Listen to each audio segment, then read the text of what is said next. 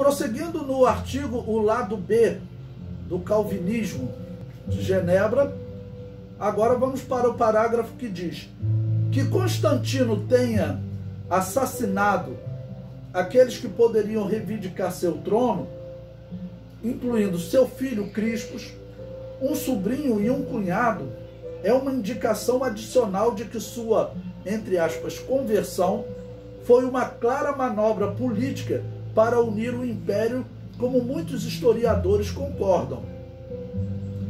O historiador Philippe Hughes, mesmo sendo um sacerdote católico, nos recorda que, em suas condutas, ele, Constantino, permaneceu até o fim muito mais pagão do que no início. Ou seja, ele continuou pagão, não tinha nada de cristão. E ele prossegue: seu temperamento furioso, a crueldade que uma vez despertada não poupou nem mesmo a vida de sua esposa e de seus filhos, são testemunhas desagradáveis da imperfeição da sua conversão. Isso quem fala é um historiador católico. Prosseguindo, não muito após a nova tolerância, Constantino se viu diante de um problema que ele nunca havia antecipado: divisão dentro da igreja cristã, para a qual ele havia dado liberdade. Como nós notamos no último capítulo, essa divisão veio à tona no norte da África com os donatistas, que, preocupados com a pureza da fé, se separaram das igrejas oficiais estatais, rejeitaram suas ordenanças e insistiram no rebatismo dos clérigos, que se arrependeram após terem negado a fé durante a perseguição que se levantou quando o imperador Diocleciano exigiu ser adorado como um deus. Isso daí já no período católico. Então, quer dizer, essa instituição nunca foi cristã. Então, esse grupo de anabatistas, ok? Eles foram perseguidos. E nós um pouquinho mais à frente, Agostinho vai fazer o mesmo, vai perseguir esses cristãos, porque eles não aceitavam o batismo infantil. Olha, então, nós temos aqui, na época do Império Romano, o mesmo problema da reforma. Tá bom? Então, nesses dias atuais, o problema não deve ser o rebatismo. Hoje eles não perseguem e matam mais por causa disso, ok? Mas, infelizmente, essas igrejas estatais, como chama o artigo, vai criar outro tipo de perseguição. Prosseguindo no artigo, após anos de esforços inúteis para restabelecer a unidade por meio de discussão, súplicas, concílios e decretos, Constantino finalmente recorreu à força. Freund explica: na primavera de 317, ele, Constantino, pôs em prática sua decisão ao publicar o mais severo edito contra os donatistas, confiscando suas propriedades e exilando seus líderes. Dentro de 4 anos, a liberdade universal de consciência proclamada em Milão foi abrogada. E o Estado, mais uma vez, se tornou um perseguidor. Ou seja, Constantino, ele deu aquela liberdade apenas por um pouco de tempo. Então ele se tornou um perseguidor, só que dessa vez em favor do cristianismo ortodoxo. Eu colocaria aspas aqui nesse cristianismo ortodoxo, né? Tinha que colocar, isso não é cristianismo. A Igreja Católica sempre foi Babilônia apocalíptica. Os donatistas nem entenderam, nem se importavam com a conversão de Constantino. Para eles, era um argumento do diabo insistir que Cristo era um amante da unidade. Na visão deles, a hostilidade fundamental do Estado com a verdadeira igreja não foi alterada. Então vejam, eu não sou o único a pensar que a Igreja Católica Apostólica Romana nunca foi igreja cristã, que ela sempre foi Babilônia apocalíptica.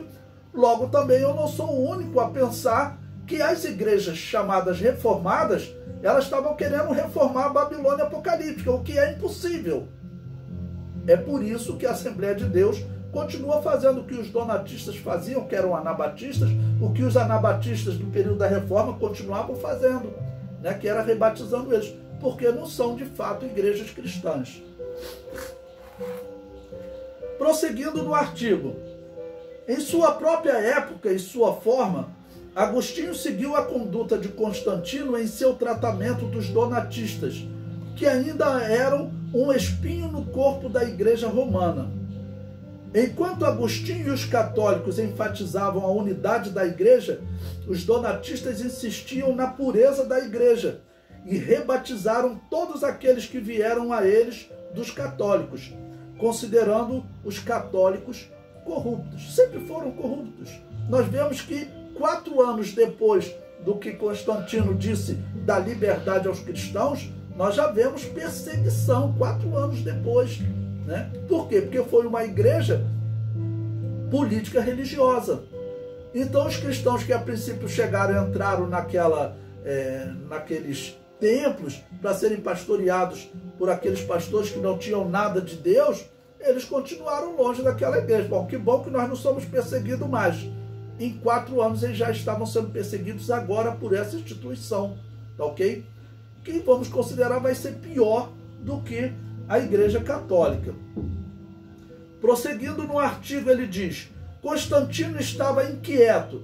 Como estaria Agostinho e seu discípulo Calvino em sua perseguição aos, entre aspas, heréticos, proibindo aqueles que estavam fora da Igreja Católica a se reunirem e confiscando suas propriedades? Calvino fez isso com os anabatistas. As mesmas coisas que os cristãos haviam sofrido estava agora sendo praticada em nome do cristianismo, sendo que na verdade é em nome do catolicismo. Irmãos, eu faço distinção entre Igreja Católica e cristianismo, sempre fiz isso. Eu escrevi um livro, uma disciplina que nós vamos estudar no curso mais à frente, Teologia da Reforma Protestante. Teologia Contemporânea. Se você vê os outros livros de teologia contemporânea, quando eles estudam os pais da igreja, eles incluem Agostinho. Agostinho nunca foi pai da igreja cristã, irmãos. Agostinho sempre foi pai da Babilônia apocalíptica. Ele foi o organizador teológico da Babilônia apocalíptica. Esqueçam isso. Esse homem, ele está no inferno, porque ele era um assassino de cristãos. Ele não pode ser uma referência teológica para nós.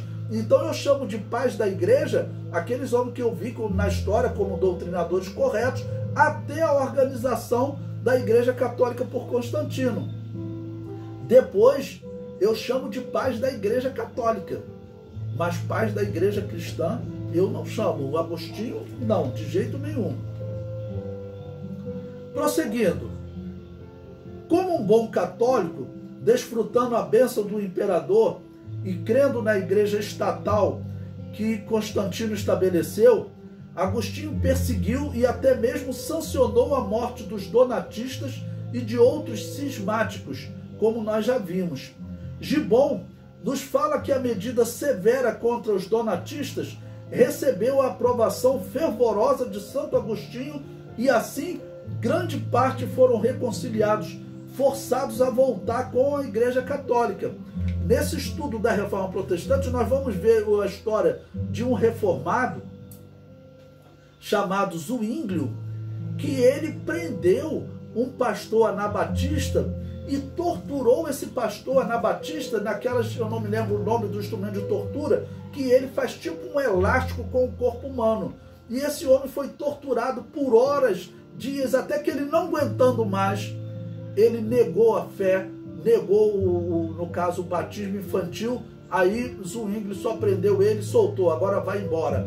E disse até que os anabatistas ficaram muito tristes com ele, porque disseram, você não podia ter negado, você tinha que ter morrido na fé. Mas, irmãos, imagino que são dias sendo torturado, né? Então esse pastor, depois eu vou citar o nome dele para vocês, ele acabou indo para outras cidades, outros locais, longe daquela cidade, para poder recuperar a sua fé, porque até os irmãos ficaram criticando ele, né, por ele não ter mantido a doutrina até a morte. Então é realmente uma situação muito difícil. E para concluir essa parte, diz o próximo texto do artigo: de Agostinho foi dito que a própria grandeza de seu nome tem sido o meio de perpetuar os erros mais grosseiros que ele mesmo propagou. Mais do que ninguém, Agostinho encorajou a doutrina perniciosa da salvação pelos sacramentos de uma igreja terrena, institucional, que trouxe consigo rituais sacerdotais com todos os males e as misérias que implicaram no decorrer dos séculos. Bom, aqui eu vou ser antiético, mas vou citar. Se você procurar em todo o livro presbiteriano, ele vai exaltar essa figura de Agostinho, tá bom? Mas Agostinho, irmãos, ele é uma figura muito maligna, que trouxe muitos males, tá bom, para os verdadeiros cristãos, perseguindo e matando. Então não dá para colocar esse homem como um verdadeiro cristão. Infelizmente, a igreja presbiteriana, a igreja luterana, os reformados todos faziam isso, tá ok? Mas não dá para o verdadeiro cristão ele exaltar Agostinho, porque a história mostra que ele, na verdade, não foi um cristão. Ele foi um perseguidor, um assassino de cristãos. Bom, no próximo capítulo nós vamos para a próxima parte do artigo, que é de Agostinho a Calvino.